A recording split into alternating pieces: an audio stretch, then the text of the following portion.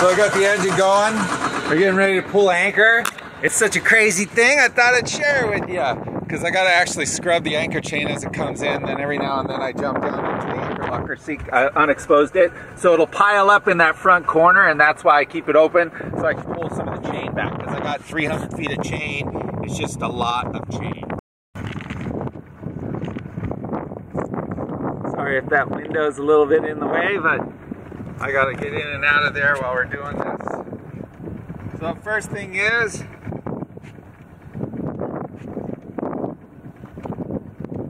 no windlass. I think I just turned it off. One more try, let's see. Okay.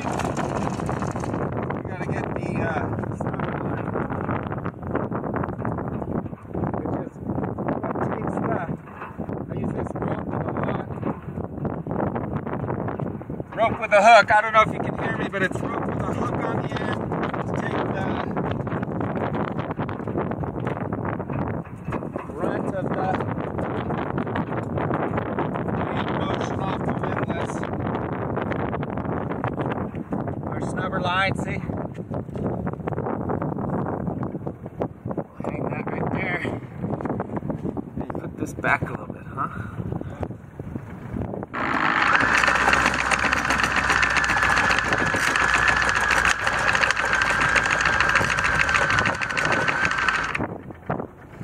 Wait for the boat to get pulled around so I'm not going at a bad angle.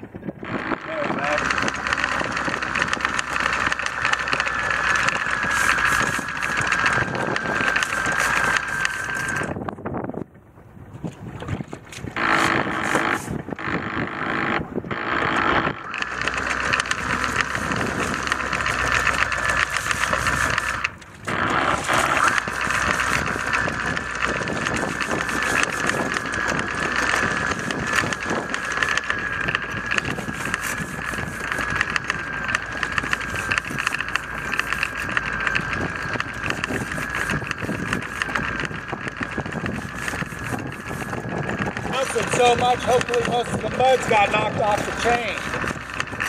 Let's hope. It's always a pain in the butt. Lots of mud here in Fairhaven.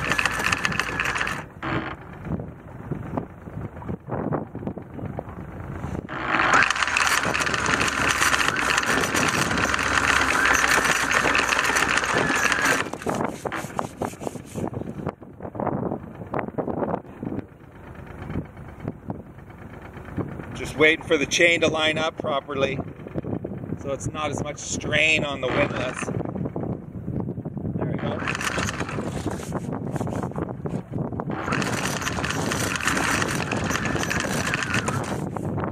There. So that's it. That's probably about 40 or 60 feet of chain left, and it's stuck in the mud, so we're going to get some mud here in a sec. There we go. Coming all the way up. And then since the wind's blowing, we have to get back to that cockpit in time before we drift into another boat. Hopefully I can turn this anchor the right way. Usually comes in kind of cockeyed, start to twist it around. It only takes a second, getting used to doing this. I've done it so many times this summer, it's become normal. I don't need to mind the mud so much. Ooh, we got a pretty clean anchor. That's awesome.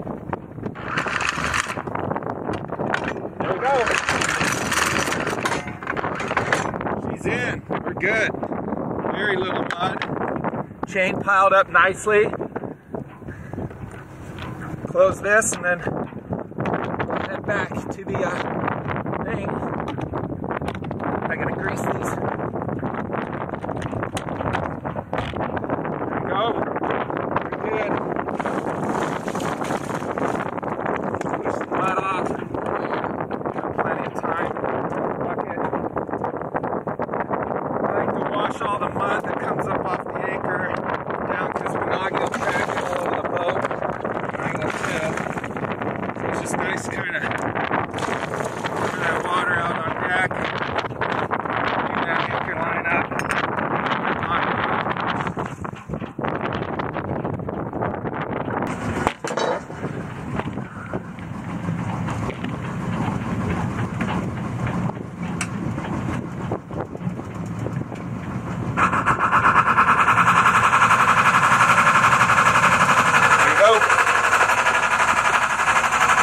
We're clear and we're headed out. We got one more friend back here on that white power boat right there is Tom. He's going to be heading over too. He lives aboard. Henri's already out there around the corner. Nagi's up there on deck.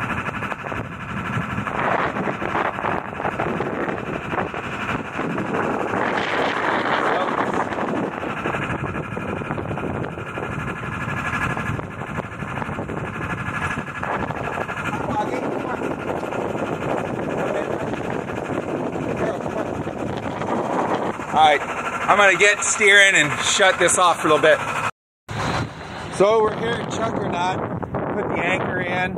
It's still blowing over here, but it's definitely not as bad. See the swell line? You got the wind line coming in here, little gusties here. Saw salmon jumping right in here, so I'll definitely be throwing a fly out. We'll see what happens, but we're hooked in. I got the snubber line. See this line right here?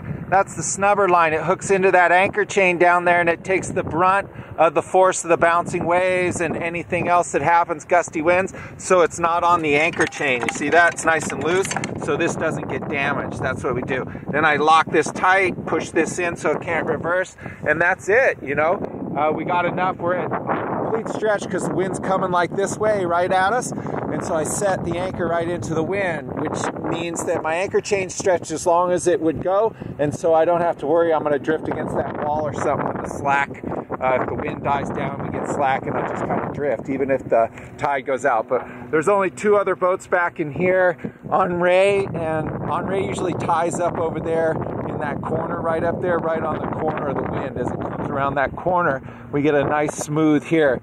It's pretty bumpy out there, a lot more than in here, but this is a really nice anchorage, sheltered, so we're going to sleep tonight. It'll be calm, and then we're supposed to get a west wind, which is going to be coming from that direction. So it'll be coming this way, I think later tonight and tomorrow, so that we'll be completely protected in here from wind and wave swell. So pretty cool. But what a beautiful anchorage. Look at the big old cliff walls. I brought my dad in here, but there was a red tide. Right now, no red tide. Red tide's gone, and that's why that salmon is in here, and they're just schooled in here, so they're breaking the surface. So I definitely am going to get that fly rod out this evening or tomorrow, and we're protected from the wind, so I should be able to cast and strip some flies through here. Maybe I'll piss one of those salmon off and catch one, which would be awesome.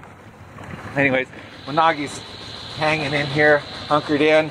I think we're good. See the depth here? We're at 28.5 feet in here. Tide is pretty much almost all the way in.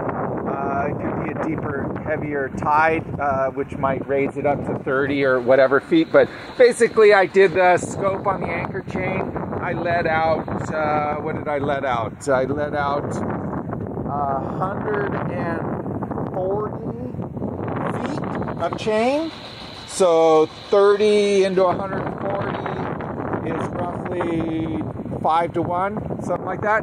Here comes, that'd be Tom right there with his power boat. Henri was sailing in here, like I said before, so he has to make a bunch of tacks because he's coming up against the wind.